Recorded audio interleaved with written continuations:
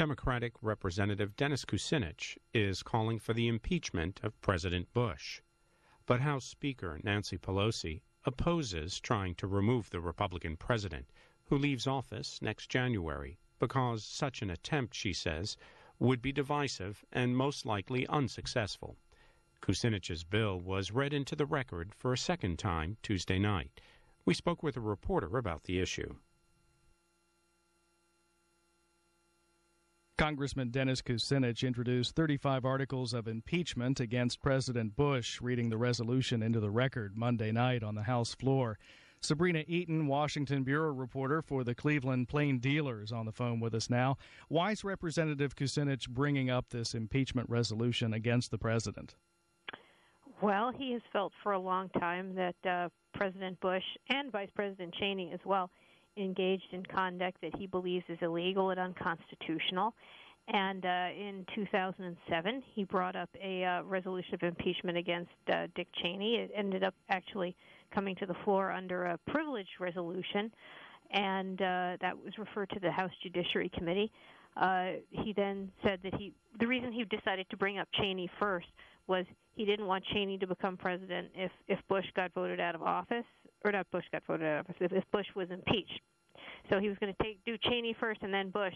And then when the Cheney thing didn't go anywhere in the Judiciary Committee, he then announced that he was going to do this Bush impeachment measure.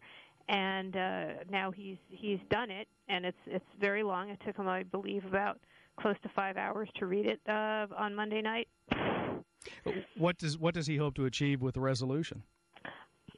Well, I think I think it would probably be best to ask him specifically what he hopes to achieve. I guess the purpose of the resolution is to impeach President Bush. Whether that will happen, I think that's kind of a long shot. I know that he always does get a fair amount of attention, from the media and whatnot when he brings up these impeachment things, and so he's getting that too. What does he actually allege President Bush has done? Well, it may be. If you print this out from the Thomas website, it may be shorter to say what he doesn't think President Bush did.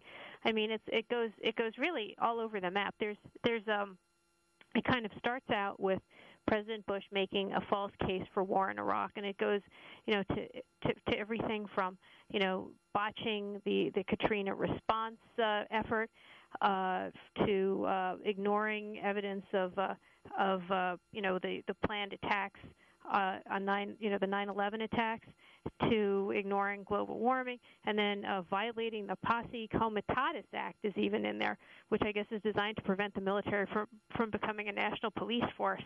So how are House Democratic leaders responding to the resolution? Well, they're not too pleased about it. They didn't really like the Cheney thing.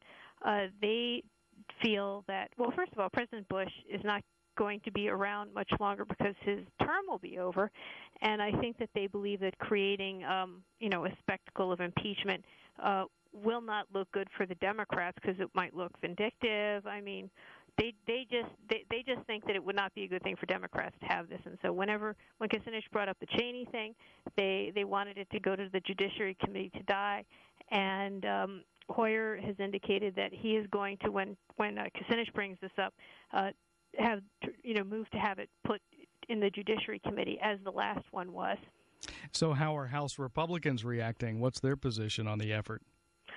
The House Republicans I talked to, the last time when Congressman Kucinich brought this up on the floor, Republicans actually voted to have it discussed because they thought that they could score some political points that way.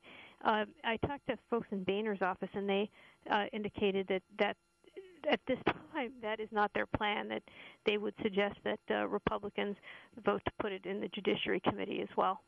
So what will you be watching as the House considers Congressman Kucinich's resolution?